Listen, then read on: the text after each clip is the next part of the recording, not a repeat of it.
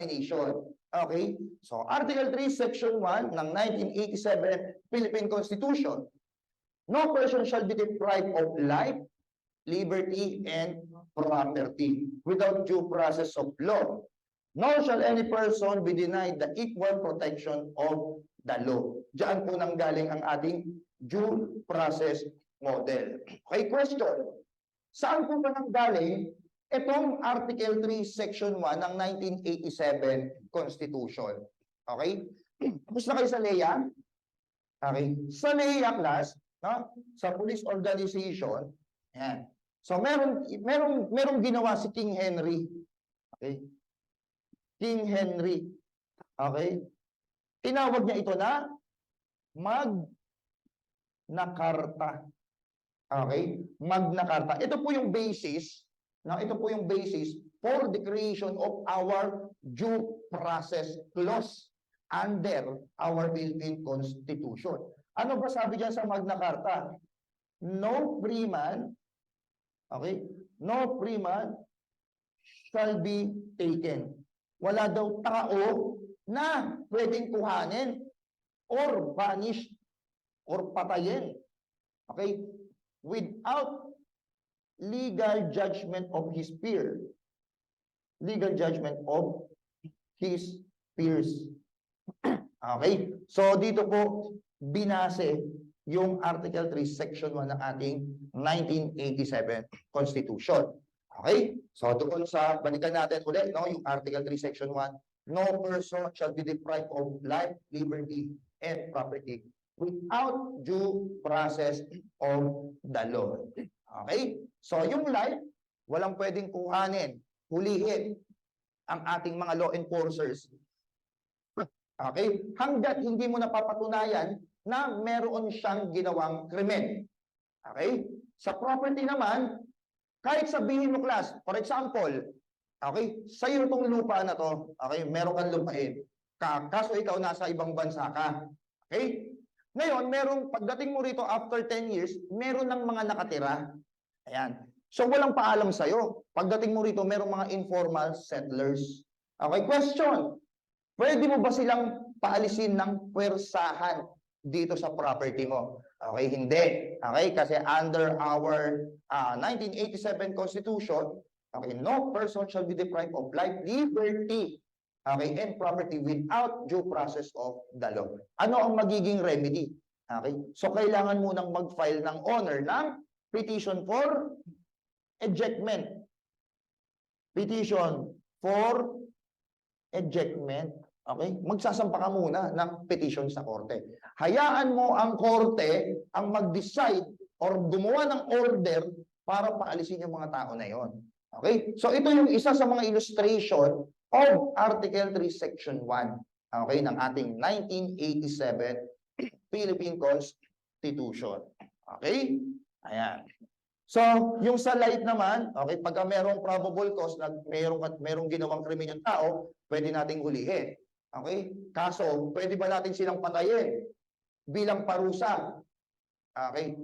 Pwede, if provided for by the law. Okay? Pag sinabi ng batas, katulad ng RA 7659, if I'm not mistaken, yung death penalty law. Okay? Provided for by the law. Still, dumaan ito sa due process. Okay? So, although sinabi rito sa Constitution na walang tao na pwedeng bawian ang kanilang buhay unless dumaan sa due process of law. Ano yung due process of law? Sinabi ng batas, inutos ng batas na pwede silang patayin, no? Under death penalty law. Okay? Pero ngayon, binawi na yon, di ba? Inabolish na yung death penalty law by virtue of RA 9346, abolishment of the death penalty law. So, hindi ka na pwedeng pumatay ng tao. Okay? At ang pinaka-highest na penalty na lang ngayon ay life imprisonment. Okay? So, yan po yung ibig sabihin ng due process clause under Article 3, Section 1. Okay? So, itong due process clause, meron itong dalawa pang models. Okay? Meron pang dalawang model. Okay? The so-called procedural Okay? And substantive, okay, due process. Okay? Unahin muna natin, class, yung substantive. Ang sabi ng substantive due process, it requires the intrinsic validity of the law in interfering with the rights of the person who is life, liberty, or property. Okay? So, nag-i-start ito upon the commission of the crime.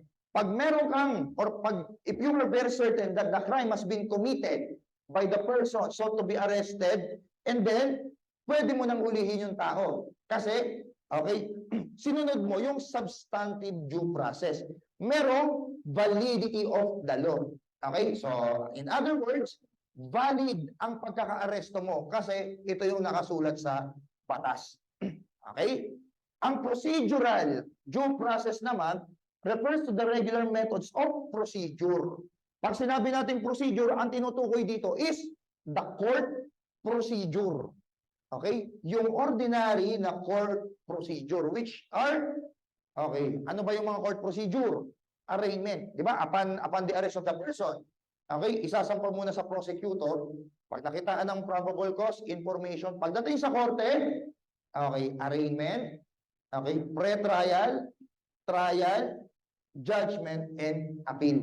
Okay? Dapat dumaan siya doon sa mga stages na yon. Okay? Tulad nga ng sinasabi ko kanina, kahit siguradong sigurado tayo na siya yung gumawa ng krimen, still kailangan muna itong dumaan sa procedure. Okay? At ito po yung dalawang model na ginagamit natin sa due process. Okay? Substantive, dapat merong intrinsic validity of the law. Bago ka umaksyon, no? Bago umaksyon yung mga law enforcement pillars natin, ay bago nila hulihin yan, kailangan valid yung pagkakahuli. At pag naisampa niya yung kaso sa korte, dapat, okay, sumailalim sa procedural due process.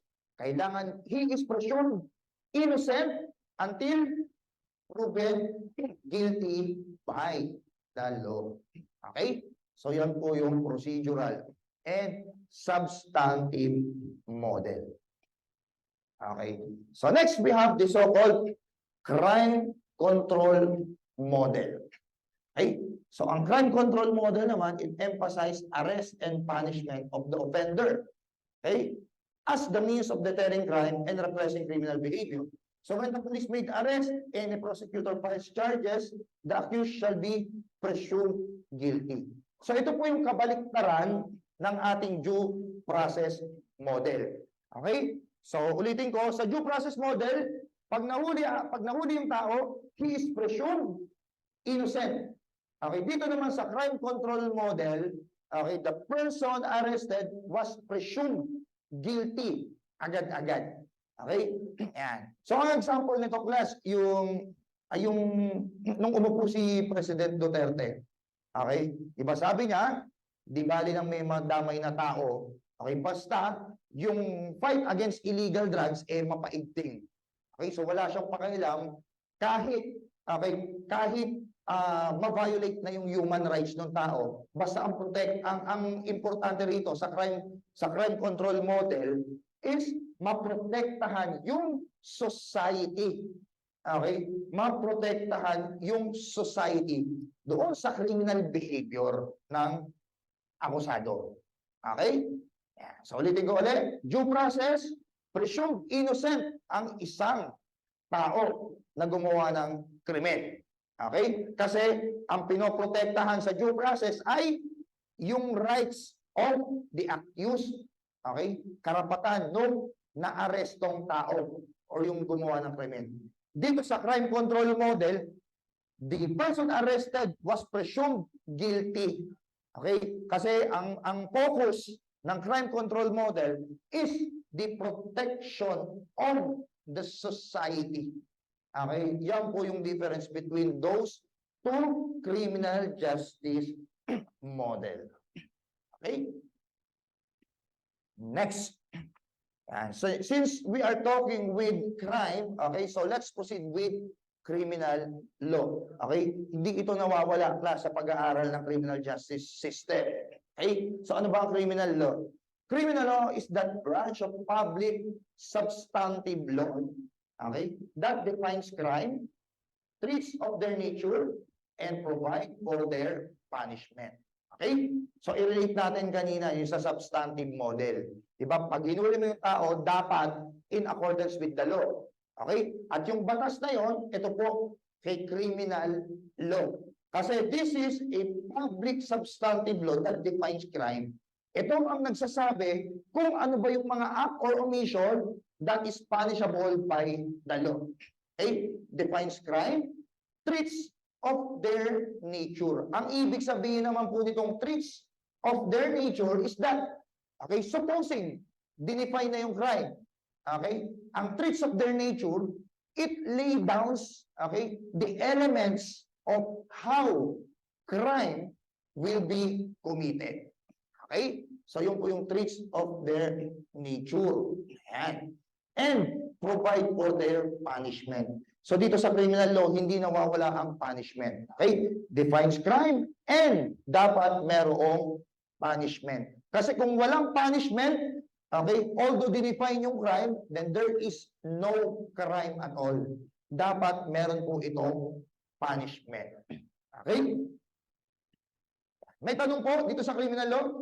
Okay, alam nyo na to kasi this is the last subject of your CLJ, right?